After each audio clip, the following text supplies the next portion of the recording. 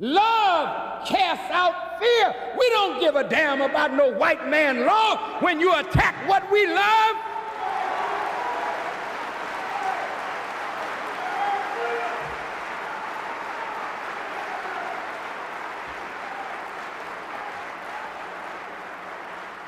And frankly, it ain't none of your business. What have you got to say about it? Did you teach Malcolm? Did you make Malcolm? Did you clean up Malcolm? Did you put Malcolm out before the world? Was Malcolm your traitor or was he ours? And if we dealt with him like a nation deals with a traitor, what the hell business is it of yours?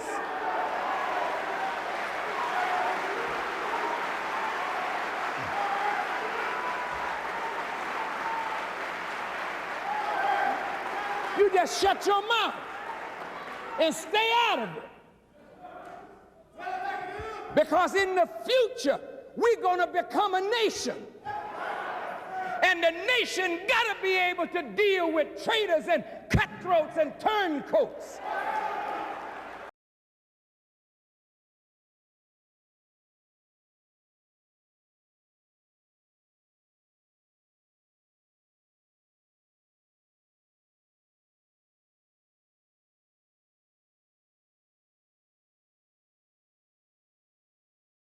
So people were just talking around it. So they came in. It was three of them. It was Munchie Carter, John Huggins, and Albert Armour. Those three people that came in there. So they didn't come in shooting it. They came in and was trying to pistol whip him because there was an argument took place and everyone stopped and looked over there and they started pistol whipping. So in the event of pistol whipping, the gun went off, and that just sent pandemonium all over the place. And that's when the shots started taking place. So I got shot in the shoulder, and Munchie and John was on the floor. Tell the same story since I've been back here 21 years, and the same thing. It's not something that was funny. So never, I say I could throw here 100 years, I would never say that was a conspiracy, because it was not. Do you think yesterday's shooting was a deliberate attempt to kill these two men, or was it done just out of an explosive temper situation? I think it was deliberate. They were on target, and our Deputy Minister of Defense is dead, along with our Minister of Information. So it was. I think it was deliberate. Why were they on target? Who was after them, do you think? I don't know who they was. Police probably knows. I don't know. You're saying that you think police shot these two men? I'm not saying that you did. I don't know who did it. I haven't done any investigation. As I stated earlier, that I will be talking with the party members down here in Los Angeles, and after then I'll probably have some substantial information, but at this point I don't have any information regarding that incident. Kareem had a house, and Kareem and Khalil Hamza, they was talking bad about the Honorable Elijah Muhammad. He was sending out letters. We didn't have nothing against Kareem. Mm-hmm. We didn't have nothing against Kareem Abdul-Jabbar. Kareem, good brother. But he was around this guy. Kareem had a house in D.C. Put out Nappy brothers. They went in the house, killed the two women, shot one in the head, and killed all the kids. Mm. Now, if Kareem would have been there, he'd have gotten it that day. Kareem had just left the Milwaukee Bucks and went to L.A. Jack King Cook was owner of the L.A. Lakers then. Mm-hmm. Jerry Buss was in the wing. They gave that power structure in L.A. a choice. The brothers gave him a choice. You take care of us, or we come back and get Kareem. Mm. Then the money you gave the Milwaukee Bucks, just to be a loss. But not everyone appreciated Carr focusing on himself and family and becoming less rebellious, and he started receiving death threats. 2 firebombs were found outside of his home, and 10 days later, on April 6, 1972, one day before his 30th birthday, Carr was ambushed as he got into his Jeep to leave for work. 2 men who'd been hiding in his driveway jumped out and shot him 6 times in the chest, killing him instantly. The shooters were seen by neighbors, and both men were caught and arrested the same day. Lamar Sims, who was 21, and Richard Rodriguez, who was 22, were convicted, and both sentenced to life in prison. The prosecution linked the men to the Black Panthers and claimed they had been hired to kill Carr, but attorneys never produced any evidence proving this claim. In a statement, James Carr's attorney said that at the time of Carr's death, he was not on the best terms with the Black Panthers, but added that Carr was a very controversial leader in prison and probably had a lot of people that wanted him dead.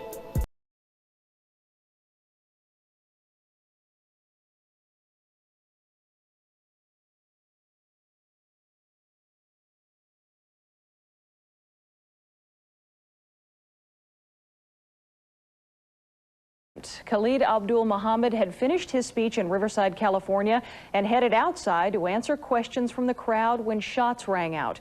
CBS reporter Manuel Gallegos has been on the story since the shooting occurred. KCBS reporter Saida Pagan was just about to do a live report when the shots rang out. Mohammed and 3 other people were shot. Some scrambled for safety, while others shouting he works for the Jews overpowered the gunman and beat him unconscious. Police then stepped in and dragged the suspect away, while Mohammed's supporters carried him to safety. And this event was a peaceful event. No intentions of any type of violence whatsoever. We come out here for the brother can finish his questions, and his life was almost taken by another ignorant person. So I'm like, okay, you know, she committed adultery with this brother and whatnot, and they were both tied with orange extension cord, put in a bathtub, electrocuted over and over again, but not till death. Just enough to get the point across, and then left in the bathtub filled with water for about a day or so. And he went to his brother's door and whatnot, knocking on his door over some punk ass enchiladas, and complained that comrades had ate too much. And that was part of my job because I was pregnant. They put me on house service, basically. I was in the house all the time. So I made meals for all the comrades when they got home from the street and whatnot, working every day. I made sure everybody has their place cleaned up so they have a place to sleep. Because I'm pregnant, I really can't do what I want to do. This nigga here gonna catch an attitude, and he went off on Yana again. So he go to pounding her, pulling out knives and stuff. And I'm like, hold up. Me and your brother's girl, we made that dinner for comrades. And he was mad because they didn't have leftovers. So Yana didn't give them the food. I told him, Yana didn't do that. You can stop. Yana did not give them the food. You feel me? I like, y'all didn't give them the food. I gave them the food because this is the situation. And your brother's overreacting because he sees all these people up in here, and he wants to slang his balls because you know you're not gonna do nothing to him because you're your brother. So he wanted to show how tough he was, and next thing you know, I get a big ass blade. I get hit, and I get a big ass blade put to my belly. My first child. If this nigga, ooh, I'm glad that nigga didn't show up today, because I could spit on this nigga right now. Every time I remember that, I can spit. As much loyalty as I shown to that organization, as much blood, sweat, and tears I done put into that organization, you had a nerve to stick a knife to my belly, my first child.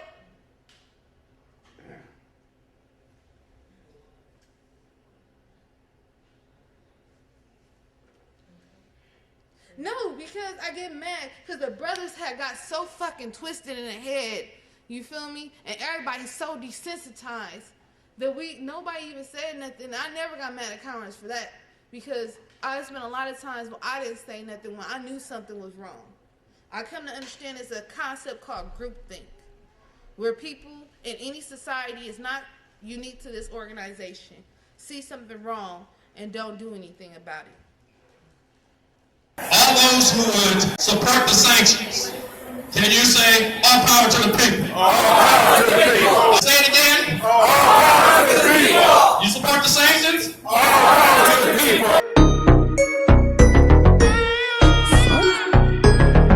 Chop. You better watch out! Chop like. You better watch out! Watch out! Watch out! Watch out! Watch out! Watch out! Watch out, black folk!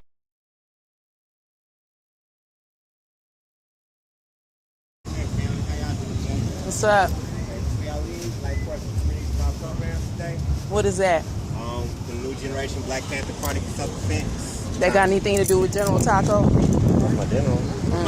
I'm cool. Yeah. We were rushed from the side. I saw coming down the aisle, there was maybe 10, 15 men coming from the side, a number of other different uniformed new Black Panther members running up on us from all sides. We were in the front, so we really didn't have anywhere to go. So at that point, I decided to make a way in between that aisle so that we can have some clearance. So at that point, I met 6 brothers, defended myself as much as I could with that, and I was hit in the back with a chair, a banquet chair. And at that point, I continued to, I staggered over. One of the members grabbed me by my head and attempted to snap my neck like it was some type of TV or movie. I was kind of surprised because of the fact that I'm like, wow, if he would have been able to snap my neck, then I would be dead. So he actually tried to take me out. So as I'm falling, I was put inside of a chokehold. I'm being choked. Big guy falls on top of me from behind. I turn my head, and he's putting all of his strength in, and he's cussing. And there's some guys kicking and trying to stop me, and some of them yelling, "Kill him, kill him." So I don't even believe this because of the fact that, first and foremost, we have our, our disagreements. We recognize their contradictions and all that type of stuff, but we never, our intention was not to go to this particular venue to cause harm on them. And definitely, certainly not to kill him. I mean, that's just a little bit over the top based on politics, but as I'm being choked out, being kicked and they're saying kill him, and I hear all this, and all of a sudden I realize that the way this guy's positioned on me, his weight and everything, and choking me, I couldn't escape. I ended up blacking out. After a few, I don't know exactly how long I was out, but after a few I shook it off, got up, kind of staggered, where I met one of the other brothers, threw a chair at the door to try to get it open. After a few seconds, Daruba and a couple of other brothers were being drugged out. At that point, we realized that we didn't know that his jaw was broken, but we saw that his face was swollen, his eyes was black. I was told that they held him up and attacked him along with other brothers. One of our brothers' scalp was split open. He has 6 staples in the back of his head. A couple of the other brothers' heads were gashed. So everyone's bleeding, and we're trying to, make sense of it, and at the same time, get up out of there. They're going to have power tomorrow, and when they get power tomorrow, that's all you're going to see. Individuals who are running around, males with males and females with females, until they got a certain amount of time to change. Kill them. And if they don't change, well, the sister said it for them. If they don't change, give them a amount of time and do it. Because if you don't do it there, in Africa, nobody else is going to do it nowhere else. In 2017, I'm going to be electrifying the international movement for the independence and protection of African people. For those brothers and sisters who are serious about the Pan-Africanist movement, you will get your chance. We're building a security team as we speak. I want to thank all the brothers and sisters who've been sending me emails who want to be down with the Dr. Umar Johnson African Guards of Garvey Team Pan-African IMIPAP security team. We working on that. My brothers and sisters who into film, my brothers and sisters who are into the media, we about to straight take over the whole conscious documentary film producing movement. We about to sack that shit. We taking that over. Nothing but positive consciousness programming in 2017. That's why you made me the Prince of Pan-Africanism. That's why I took over this conscious shit by the fucking throat. And don't worry, when I'm done talking about the Parent Association, I'ma deal with Papa Smurf. I'ma deal with that little dirty nigga. I heard you, albino. I'ma handle your ass tonight, pussy. You ain't getting away with that shit. You should have never came for me, nigga. I never fuck with your little dirty broke ass anyway. Still living in your fucking mama house. What type of grown ass nigga going on 50 still living in his mama house, nigga? Look in my face when you talking to me. This ain't no WWF, nigga. Who the fuck is you, the conscious Hulk Hogan? You the conscious Hulk Hogan? Papa Smurf? Motherfucker, you look like Tattoo from Fantasy Island with your stupid ass. Who the fuck is you? Randy Macho Man Seti Savage? You's a fucking nut, nigga. You's a fucking nut. What platform you got? What platform you got, nigga? You's a dirty nigga. Sonetta built your nut ass. Now you want it with the prince, nigga? You the general? Well, I'm the prince, nigga. The general answers to the prince. I call the fucking shots. You dirty midget. Fucking albino nigga. Your problem is you got an inferiority complex. Don't blame me for that shit. I'm not the reason you look like a fucking cracker, nigga. Dr. Umar ain't the reason you look like a fucking cracker. You have some of these white supremacists who have made threats on things like 4chan. Okay, you have a lot of white supremacists on 4chan. And so they're able to say what they want to say. So that basically, you know, they're talking about what's my address, blah, blah, blah, and so forth. So I'm just really saying, you know, if you want to be a man, you know, because you're talking about somebody being a coward and all that type of stuff. If you want to be a man, just come see me. You know where I'm at. I'm in Africatown. Y'all done searched and everything. Y'all done everything you need to do. So just come see me. You know, because if you go down the road of fucking with my family, then basically what's going to happen is that at the end of that road is going to be a whole lot of misery. A whole lot of misery. We know where he lives? Damien Goodman. Let's find out. I hope it's not recorded. Not Charlie. I know you're here. Your car is parked in the driveway. Your car is parked in the driveway. So yeah, family, I'm out here in front of Damien Goodman's place, his residence, trying to have a meeting with him. Me and some of the homies who are off camera behind me. But just trying to, you know, have a meeting. So he likes going to elected officials' houses. He likes going to other people's houses, talking crazy, protesting. But when we come to his house, he's in there quiet, hiding. Yeah. Now here we go. Yeah, I'm gonna tell you what we want. Why you over here? We want to meet. We want to meet. We want to meet. We want to meet. We want to meet. We want to meet. Bring your bitch ass out. Yeah. This nigga got it. What? This nigga got it covered. Nigga. What's going on? Well, come on. No. I'm here for a meeting. Big dude, now he's all alone. We want a meeting. Come on. You don't face the line. Let's do this. Excuse me? Let's do this. We want a meeting. Just like you want a meeting, we want a community meeting. We want a community meeting. We want a meeting. We want a meeting. We want a meeting. Put your money in your pocket, nigga. I got you. What you want? Excuse me? What you want? Excuse me? What you want, nigga? We want a meeting. Fuck yo, we want a meeting. Oh, okay. Fine. Don't want to meet people? We can call the LAPD. Let's keep it 1,000. She robbed me for the death of my motherfucking son, and I showed y'all the video to prove it. I ain't no ventriloquist. I can't speak for this blue-eyed devil bitch. But you had your goons put their hands on me, Melina, so now it's my turn. It's my turn, bro. It's my turn. I'm gonna show you that you got the rope. You got the right one this time, baby. Yeah, you got the right one. I promise you, bro. You got the right one. You disrespected my daughter. My 19-year-old daughter came out there and stood with your raggedy ass before I even came out there and made you run the first motherfucking time. My daughter said my son's name, and you didn't want to repeat his name. But I'm going to get you, bro. I'm going to get you, bro, in the worst way, bro, and I'm not going to even touch you, bro. You going to pay. You going to pay for what you did to my son. You going to pay. Trust and believe that. And I ain't playing. I'm going to even the score with you motherfuckers. Robert Salcido's goons were with him, and they approached us in the middle of the street, and they began banging on us in a very aggressive manner, trying to incite violence. Okay, that was their intention, was to incite violence. Now, they did this in front of the entire community. We did not approach any member of Robert Salcido's group of goons or him, but they approached us in the middle of the street, in front of everybody, in front of the film crew, in front of everybody. There's video. There's so much video out there right now, it's ridiculous.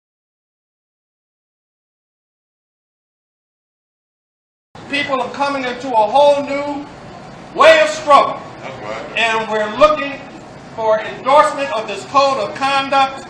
So when we have contradictions amongst ourselves, they won't wind up violently like they have so often in the past, as everyone who is in the party knows, and people who know the history of the Black Panther Party know. So I'll be looking, again, if you would like a copy of the code, I'll bring some for sure next time, but we want to, and they're asking, I said, can I bring it to the breakfast? They say, yes. We want to know how the breakfast responds, because they look at the Black Panther Party breakfast in Southern California as an important station for people who have a history. So, if I could just take a straw poll really quick, would be for a code of conduct for revolutionary organizations? I'm sorry, did the camera get that? Because I said I'm going to report back, but I'm going to try to send the video. These are old and young comrades, veterans, who want to make sure that this new struggle, this new level of struggle, we don't waste a whole lot of time fighting with ourselves. But we fight, we save our bullets, our energy, our bad talk to those people who are oppressing us.